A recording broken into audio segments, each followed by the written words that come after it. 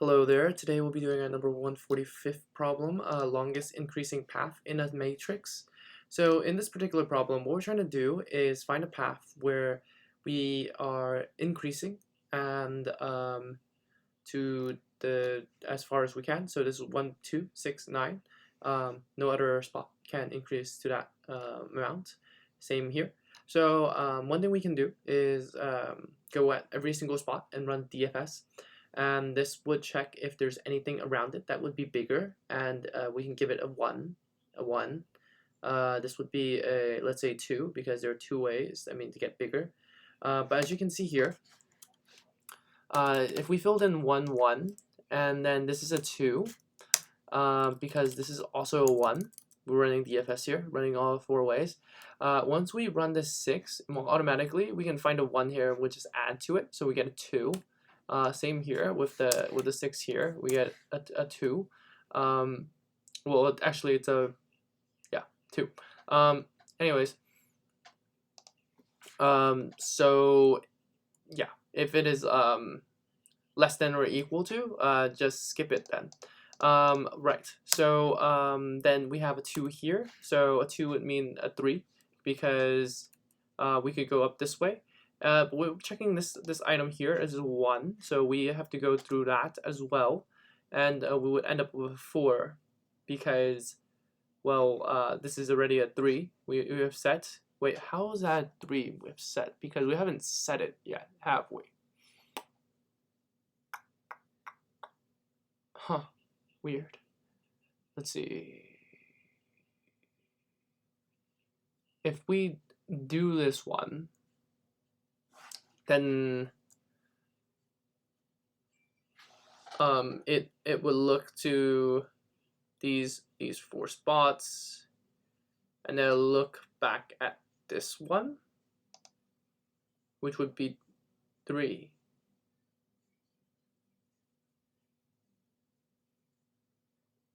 Yeah, and then this one will be set, and then weird stuff. Okay, anyways, what I mean by weird stuff is that suppose that we're here and we run a DFS at this particular position to up and right. Of course, going up we would get a 3, but then going to the right, that is unconfirmed, so we would run the code again to run the DFS and check if it was smaller, and if it was smaller, we'll run this algorithm to make sure that we get the smallest one. So then it will point back at 3, and once we point back at 3 with another DFS, wouldn't this point back at 4, and then we'll go into infinite loop? Yeah, that wouldn't be just pointing back and forth infinitely, like going crazy. I would assume, because the job is not complete. Yeah,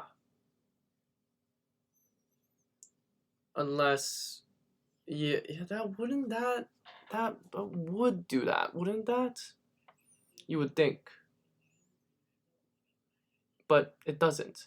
So I'm gonna have to run the code and see what the heck happened there, and we'll see what's going on, because I can't figure it out. This 1 will point up, and that would be a 2. Okay, so now we take the max of this particular graph dp, and we'll have an answer. So let's get it. All right. So first of all, rows and columns.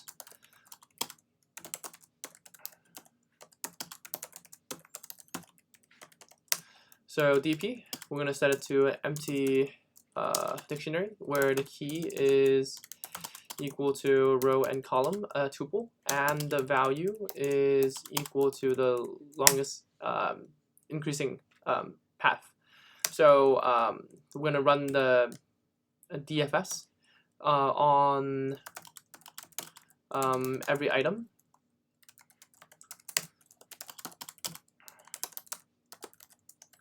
And with that, we need a previous value. so that we know what the previous value is and what if our current value is greater or lesser than that. And with that, we can return DP values and take the max of that. Right, okay, let's set up this DP, DFS. So row, column, previous value. This previous value is going to be a -1 because nothing's smaller than -1, everything is a positive number. Let's run this. So first, what do you call these things? The edge cases. We want to, make sure that nothing goes past this particular point. Otherwise, we would have issues. Anything smaller than 0, of course, and anything greater than columns, of course. Of course, if the matrix of this particular item, this current value, is less than or equal to the previous value, we can just return 0.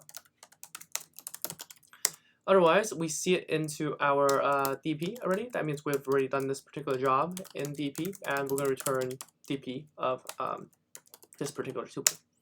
So let's set the current value to be equal to the matrix at R and C, and update the results one at a time. I tried updating all of these results all at the same time. I would get that overflow issue because it would run that infinite loop. I wonder why this doesn't run an infinite loop. I'm not sure myself, so I will get back to you on that. So with this, we can take the max of each one, so that we know that this particular path, after checking the 4 different ways, is the greatest path of all, and then we can return the results. Let's keep moving before we talk about the runtime and everything. So what we're gonna do is store this onto our DP.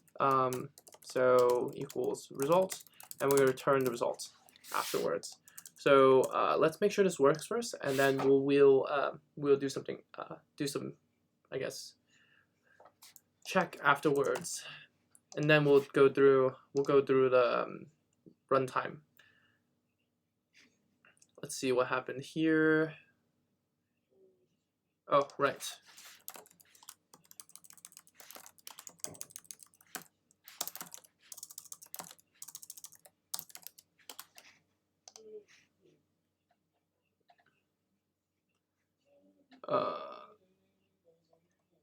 Right. This is a function. Let's run that code. All right, so let's submit. Right, so why is it that, oh, shoot, we have an issue here. So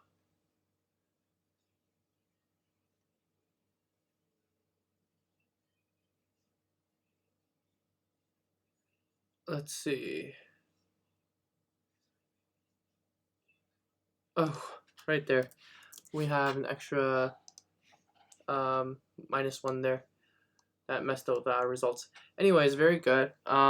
So let's check that out. What's going on there? Let's print the rows and columns that we're checking that are valid, and let's see what's going on.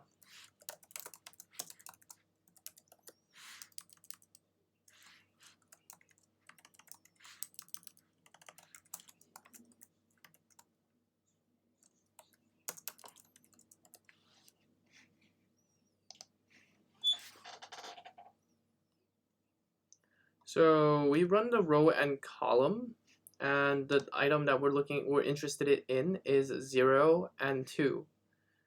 So let's see, 0 and no, 2 and 0.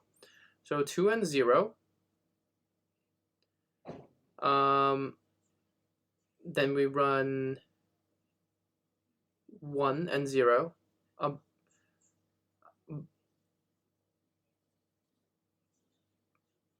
No, we want the one with the column, so 2 and 1. Yeah, we want the 2 and 1. So 2 and 1, that goes to the top and goes back to 2 and 0.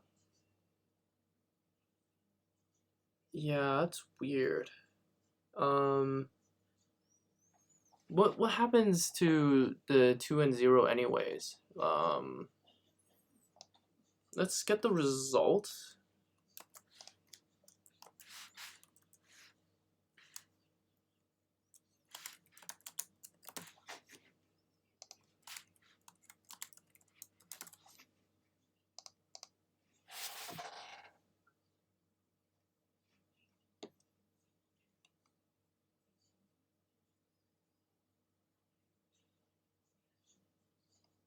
It looks like it went through this in this manner. So 0, 0, 0, 1, and then it went to 1 and 2. So 1 and 2 for some reason. And went back to 0 and 2. And then 1 and 0. 1 and 1. 2 and 0. 2 and 1. And then 2 and 2.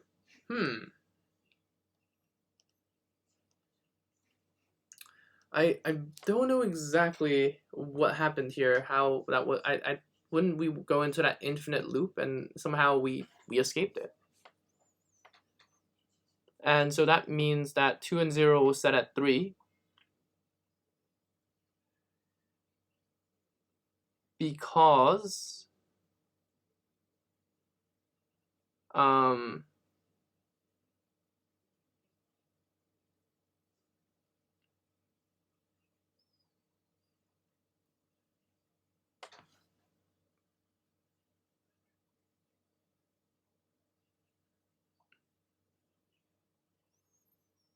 so this 2 and 0 was set before 2 and 1 was set.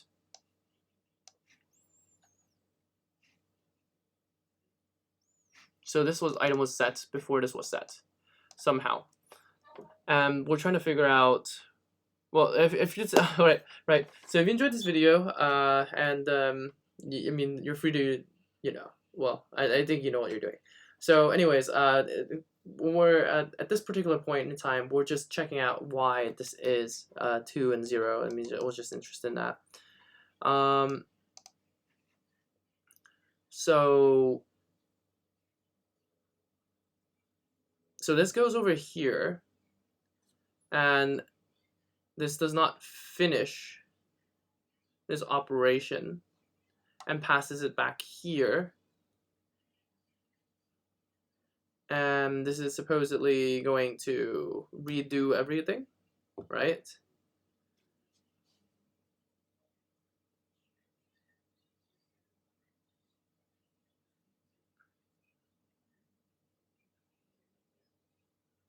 Yeah.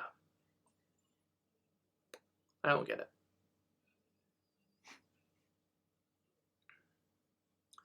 Okay, maybe we can do this. Let's print it here.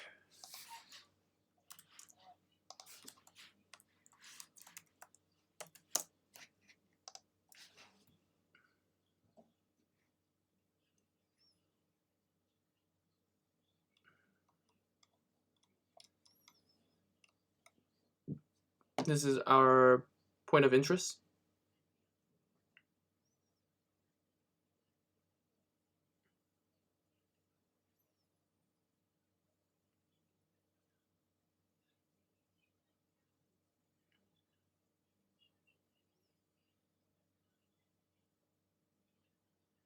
So 2, 1, 1, 1, 2, 0, and then 2, 1. So this basically 1, 2, 2, 0, 1, 0, 2, 0.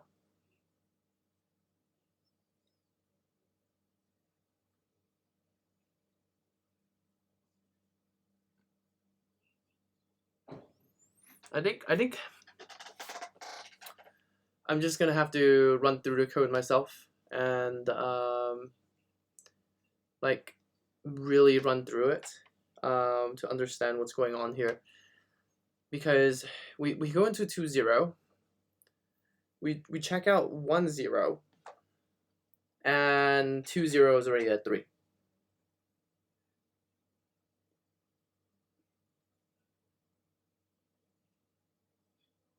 That makes no sense.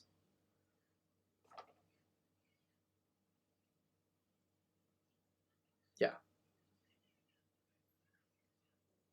Oh, I think I got it. I got it.